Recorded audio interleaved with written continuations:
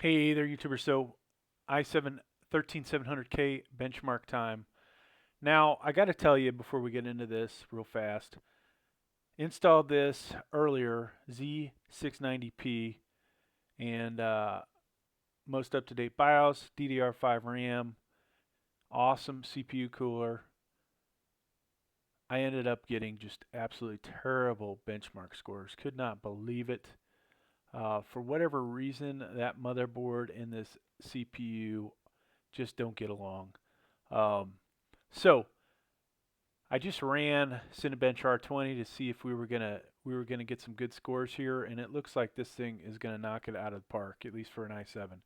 So let's go ahead, start this i7-13700k on an Asus Prime B660-A AC-D4 motherboard. Now, if you're familiar with this motherboard, you know that it doesn't have the best looking heat sinks on it.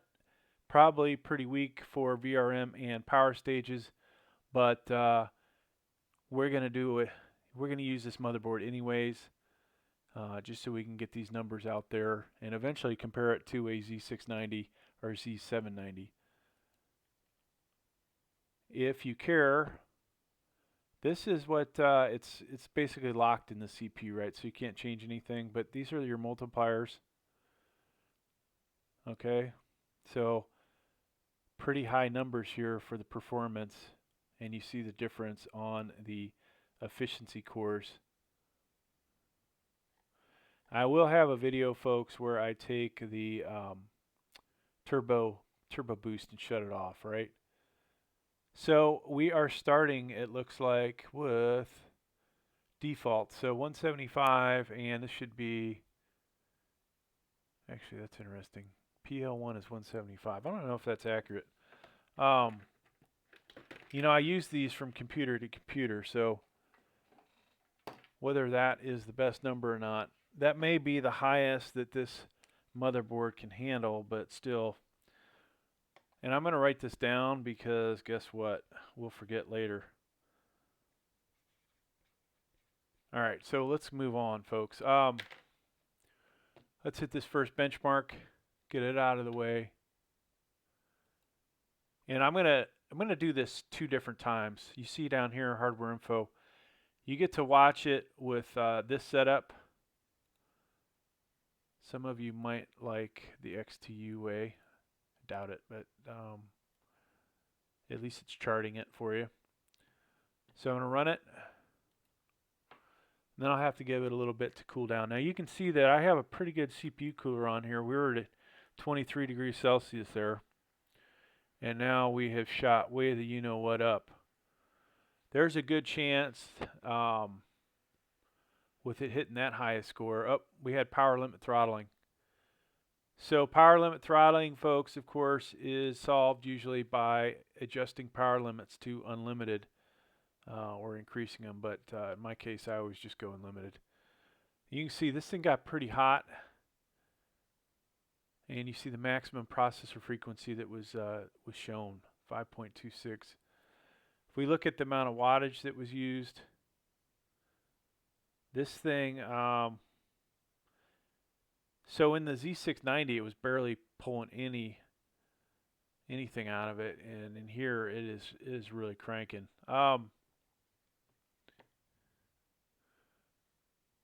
And CPU cooler's got it back down. So if you're curious what I have here, the Thermalright Assassin dual tower, dual 120 millimeter fan. I'm actually kind of surprised at it. So let's just run Cinebench now. And there is the potential, folks, that this will thermal throttle and we won't get as good a score after what I just saw.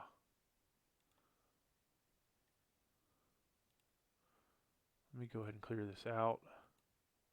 Usually you need, well, it's usually, I think, 2 to 5 degrees hotter than this, so we may be okay. And I think you guys will be impressed with this score if it doesn't crap out on us.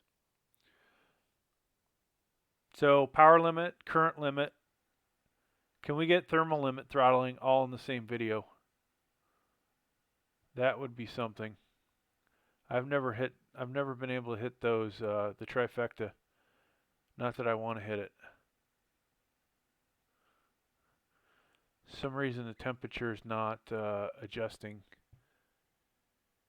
There you go. Sorry, folks. I screwed that up by having the mouse in that zone. The highest it got, 95. Ooh, that's scary. So if I adjust power limits to unlimited, we're probably going to thermal limit throttle. This may be the best score. This is the best score I've ever had in Intel's XTU. It beats my i9-12900, so that's something. Now I'm a little disappointed this got as hot as it did, but that, you know, may reflect on the motherboard itself, not so much the CPU cooler. I could be wrong though. I actually have ordered additional Thermalright CPU coolers. Plus I decided, you know what, I'm gonna reach out to the company. I really like theirs for the price. See if they'd hook me up with some, but we'll see if that happens. Yeah. All right. We're going to run XTU here first. In this video, folks, I'm only doing R20 and XTU. We're too close to borderline for R23. I don't feel comfortable leaving this thing run 10 minutes. All right, so going back to benchmarking. I may change my mind on that. There may be a second video. So it's dropped down. Look at nice temps, right?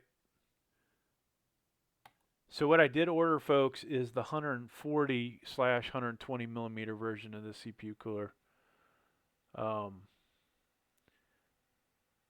You know, the towers are bigger, and hopefully it has a lot more surface area to it. So that was interesting. I don't think the score is any higher. I don't think I saw power limit throttling, which you would expect. And we got pretty damn hot, 95. So there's a good chance that we're going to be thermal limit throttling here shortly. Let's take a look at this, 241. So it's about the same, 247. And then, like I said, well, 95 there. Now I definitely want to wait till this drops down temperature-wise before we run Cinebench. And there it is. So after this, folks, we'll do one more run. I'm going to run this twice. The second time, I will show you hardware info 64 on it, okay? So you see that score. That's even higher than the first time I did this. So we're going to run it again. But in this first run, we're going to watch XTU. Current limit throttling.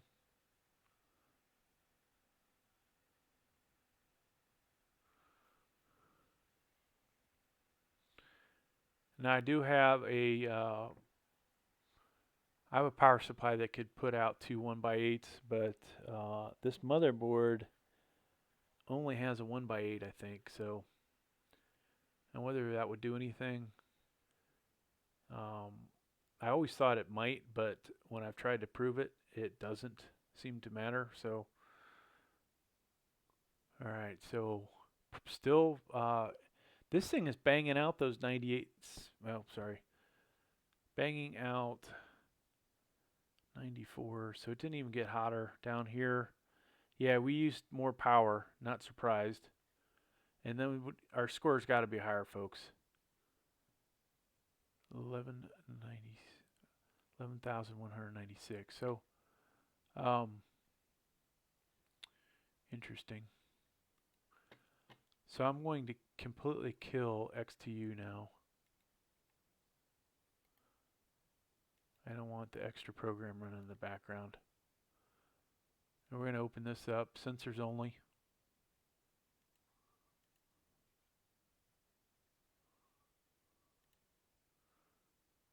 course, every time I do this, I'll do this 5 times and I'll have it open across the whole screen, which isn't what I want to do. We just want to concentrate on these areas. Alright, so in here you should see temp. So it's dropped down quite a bit. And I'd say it's ready to go, folks. So I'm going to click on this and then bring it back up hardware info.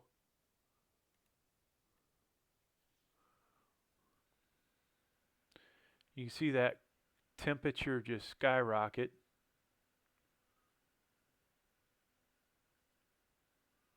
And as long as we don't get too much closer to 100, we probably won't thermal limit throttle.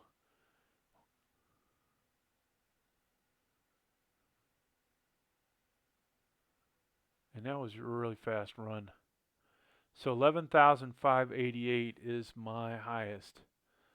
So like I said, not going to do R23 in this video. We'll save that for another video, separate video. After I'm going to replace the CPU cooler today with the slightly better thermal right, and hope that we can get a little better temps out of this thing. Thanks for checking out the video. Please like, please subscribe. Thank you.